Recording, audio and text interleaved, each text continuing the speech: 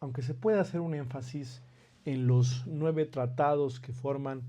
el núcleo de derechos humanos en las Naciones Unidas, hay otros tratados que se han adoptado a nivel universal y que también son relevantes para cualquier abogado, derecho humanista o un promotor defensor de derechos humanos. Por ejemplo, está la importante Convención en la prevención y el castigo del crimen del genocidio,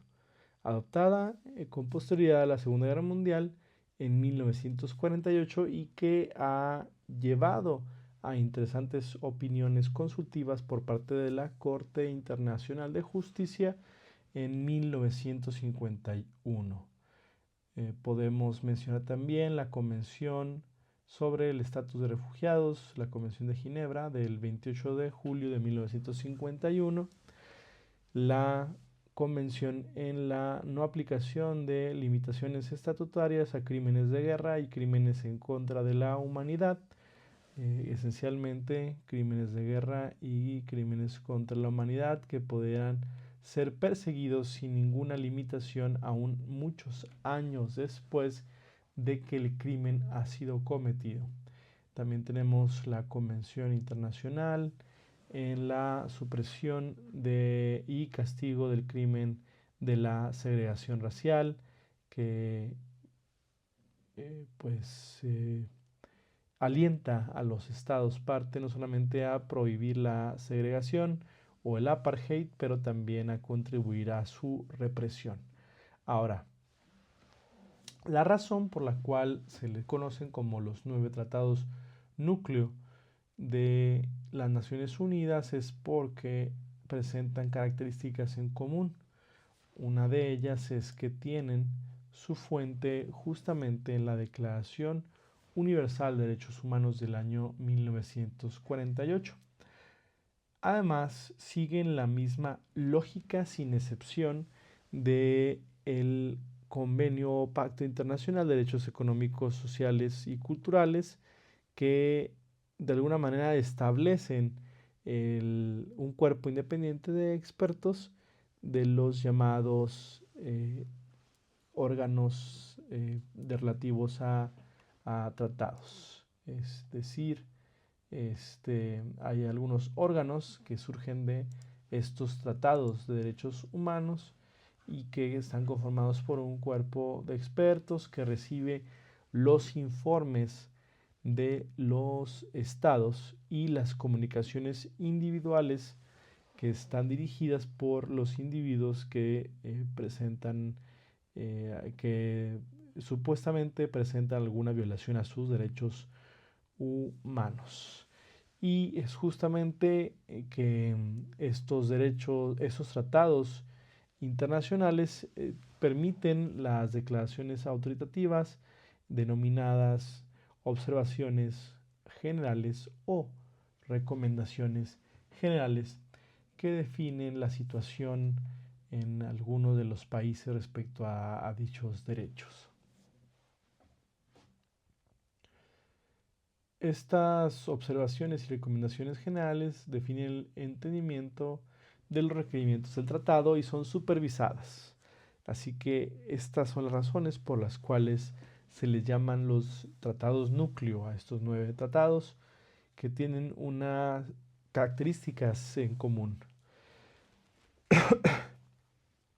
Algo interesante en relación con estos tratados, además de su influencia, es el hecho de que se genera jurisprudencia que de manera colaborativa y mediante el diálogo jurisdiccional permite que se asegure a nivel internacional los derechos humanos de una manera gradual, implementando en maneras que son consistentes y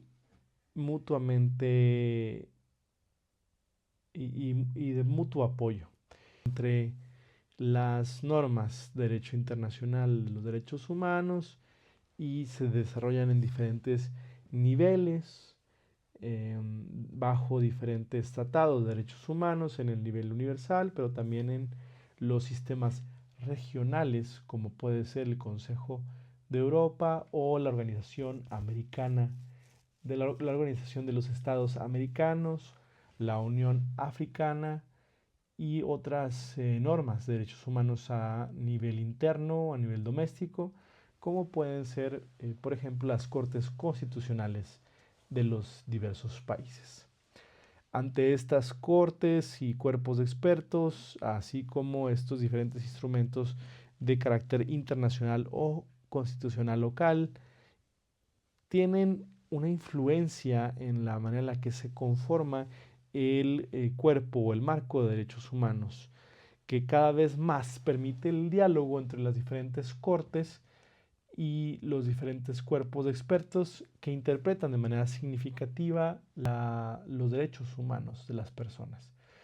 Otro ejemplo lo encontramos en la Carta Africana de Derechos Humanos y de la Gente, y que establece la posibilidad de ir a otros instrumentos normativos. Siendo así que la Comisión Africana sobre Derechos Humanos puede tomar en cuenta, en consideración, en la interpretación de la Carta de los Derechos Humanos y de la Gente, esas provisiones diversas, y que es notable que no solamente se refiere a instrumentos adoptados por Estados miembros de la Unión Africana, sino que también hace referencia a instrumentos adoptados a nivel universal. Es impresionante más aún el artículo 39 de la Constitución sudafricana, que es posterior al apartheid en el año 1996, que establece en la interpretación de los derechos del capítulo de derechos humanos y de la Constitución de Sudáfrica, que una corte, tribunal o foro debe promover los valores que subyacen en una sociedad abierta y democrática basada en la dignidad y la igualdad y la libertad, y debe considerar el derecho internacional como tomarlo en cuenta, así como la norma extranjera.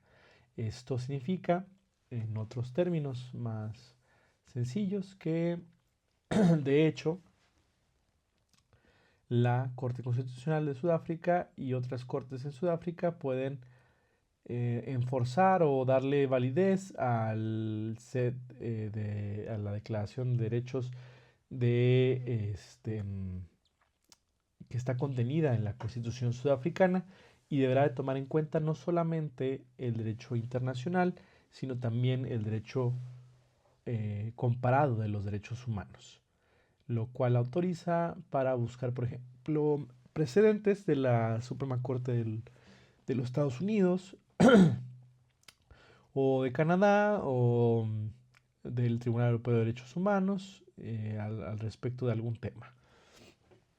Y están permitidas entonces estas búsquedas de inspiración que vienen del desarrollo de otros estados y sistemas, haciendo así que la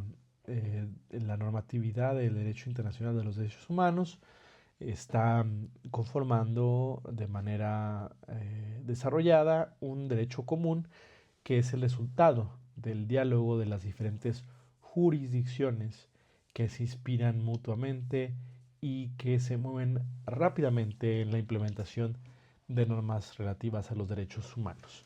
Esto algunas veces es problemático, en ocasiones es difícil de predecir qué es lo que van a resolver las cortes o los cuerpos de tratados, órganos de tratados, ante las posibilidades que tienen,